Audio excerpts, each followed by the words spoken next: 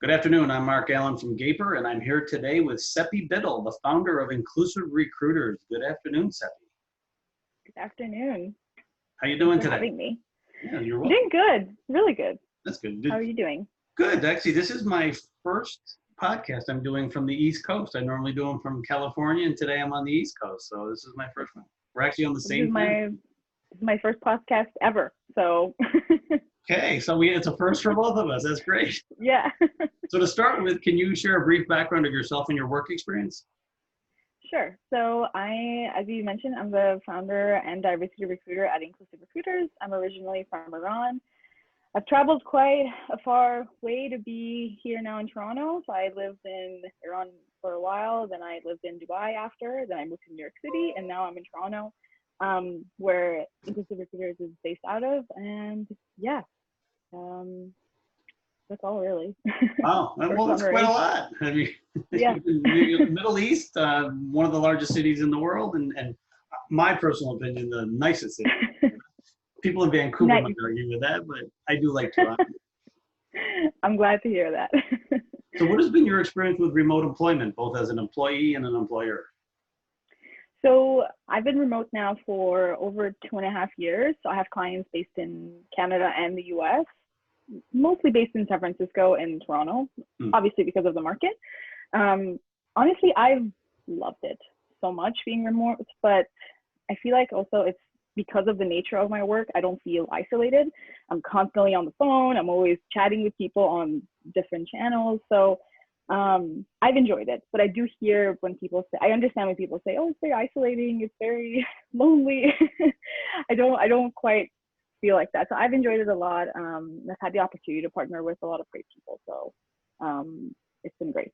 In terms of hiring remote talent, I actually haven't really hired a lot of remote talent just because even if someone is remote right now, the plan for them is to eventually join wherever my client is based in the future. So yeah, I haven't really hired a lot of people to stay remote. And interesting, since you're 3 hours ahead of San Francisco, do you take a lot of 7 and 8 o'clock calls your time? You'll be surprised. So many people are more than happy to like take a call before they go to work. So I take a lot of calls, like a normal hour for me, super early for them. And I always tell them, like, you guys, I can open up extra hours later on my calendar. Like, no, this is better actually. So it works out. It's funny because when you live in San Francisco, you generally either have to leave early to beat the traffic or be late. So yeah, that's probably why they're in their car all night when they're talking to you. Yeah, they're like, let's just talk. I mean, I'm here anyway. You're awake, so let's do it. Yes. So what do you think is the future of remote employment, and what do you think can be done differently to make it more effective? I think right now, especially with my clients, I'm seeing in the beginning, let's say 2 years ago when I was starting out, people were like, no, we're not looking for remote. We definitely want people who are on site 100%. And there wasn't even discussion around it at the time. But now I'm seeing people just being a little more open to it. They're like, well, if you find someone who's still like, if the client is in the US, if you find someone in the US, anywhere in the US, that's totally fine. Same with Canada. So I'm seeing people being more open to it. I'm not sure if not everyone is quite ready for, let's say, someone who is 12 hours on the other side of the planet right now. But I think it's definitely going to be something that people are going to be more open to and more interested in, because it shows now that a lot of companies can operate remotely if they have the right infrastructure in place. And you do strictly recruiting. You don't do contract to hire, correct? Yes, I do recruiting. So I do full-time hires. Yeah. Okay, and that brings me to my next question. What is the story behind Inclusive Recruiters? How did you get started? Who's your typical customer? Things like that. So just like my location, how I detoured a lot in my life, my experience is the same pattern. So I started in recruiting in 2011. That was like my first job outside of university. I kind of fell into it complete accident, just like I feel like how most people fall into their first role out of university, and I loved it. But back then I was hiring finance and accounting professionals in the Middle East, and I had a really good time and it was going really well, but that was the first job ever. And also it wasn't my original intention, I guess, with my career. And I was a finance major originally, so I thought to myself I should go back and maybe explore. If I was going to explore that at some point, it would, I mean, now would be the best time to do it. So I detoured for about 5 years into accounting and finance. I'm so glad I did it because, well, for one, it made me realize that, you know, I still like recruiting way more. And also it taught me so many things now that helps me, you know, run a small business by myself without needing like the help of an accountant. So that's how that happened. And then I was in Toronto and still doing accounting, and I was just waiting for like the right moment to go back to recruiting. So I had two options. One, go out on my own, or go back to a traditional agency and continue doing what I was doing before. I didn't want to go back to a traditional agency just because I don't know how much you know about a lot of the older, bigger agencies, but they're pretty much only money focused. Yes. There's not a lot of room to make, you know, to do things the way you want. I wanted to recruit with, you know, a mission in mind, focusing on diversity, being able to pick the people that I work with, making sure they're actually like good clients with good intentions. So that's why I went out on my own and I started Inclusive Recruiters. Ah, very interesting. So you don't really, I mean, you don't really have remote at your company. You are the remote employee, correct? I am the remote, yeah. Are there any other employees? Nope, not right now.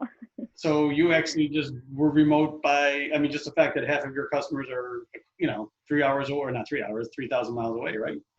Yeah, even my clients that are based in Toronto, I don't necessarily go and hang out, like work at their office every day either. It's just kind of like we have a meeting and then I go and do my work and then we communicate through email and video. It's really the same thing. Wow. Yeah, I agree. I mean, I've been doing it for 10 years. It's actually nice. And I don't think Toronto has the traffic that San Francisco has, but you have to have some traffic.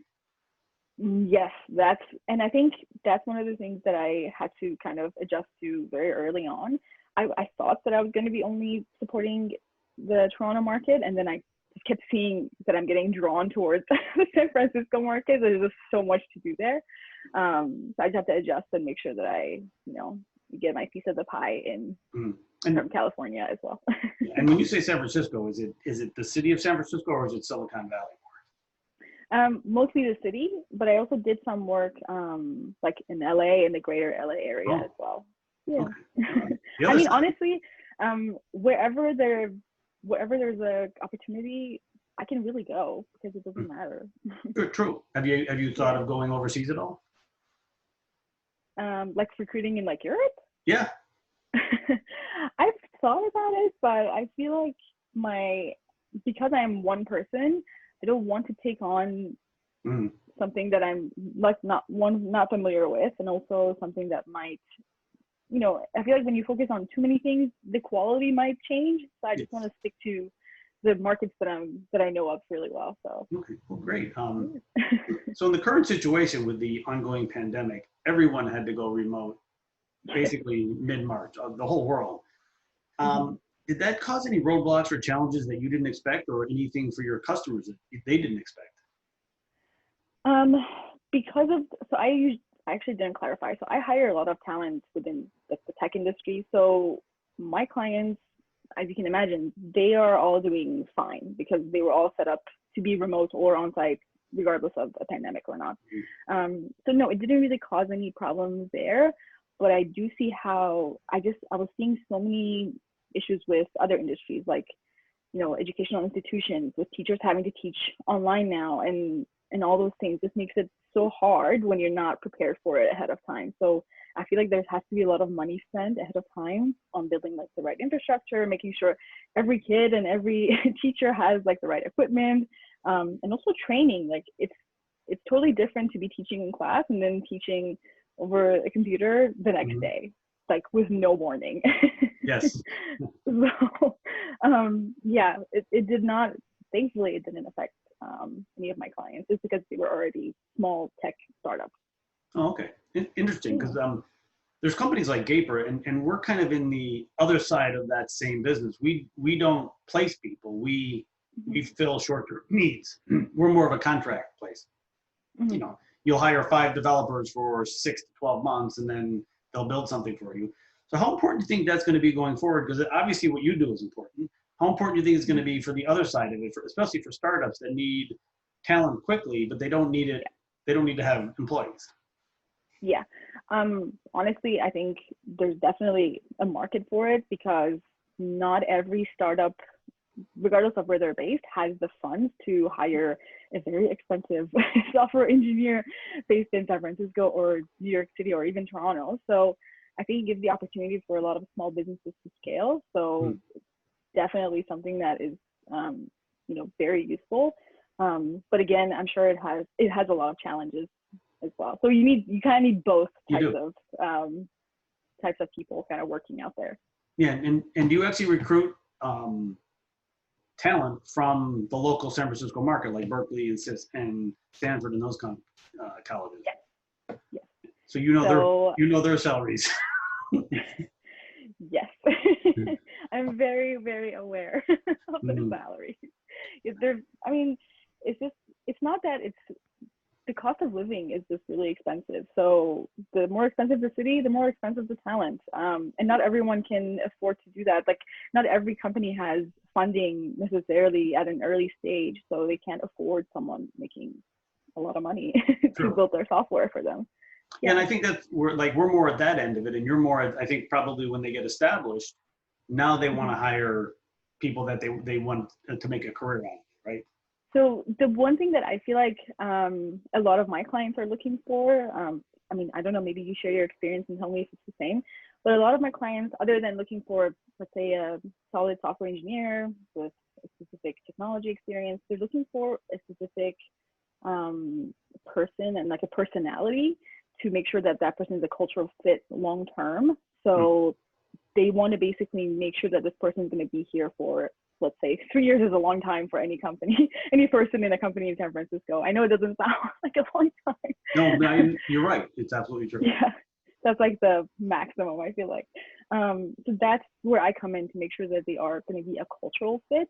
And that's something that a lot of them care about. So they want to basically screen a candidate from the moment they walk through the doors to see if they say hi to the receptionist, if they take them for a coffee and they are nice to the waitress or the waiter, because all these like little things are part of the interview, even though people might not realize. So those are the things that, they want to focus on in addition to just, I'm good at writing code. Yeah, and we're more the opposite. I shouldn't say the opposite, but we're more we provide really good talent. But the thing we do is we make sure that they have the right mental aptitude to work remotely, because it's not everybody can do it. Different. Exactly.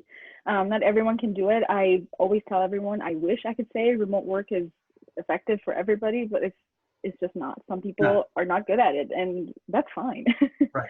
Well, and plus your life situation. Some people might be good at it, but if they have, a 4-year-old and a 2-year-old at home, that does make it a little difficult. Climbing behind them. Yes. Totally. Yeah, I totally understand. Yeah, it's not for everyone. That's completely fine.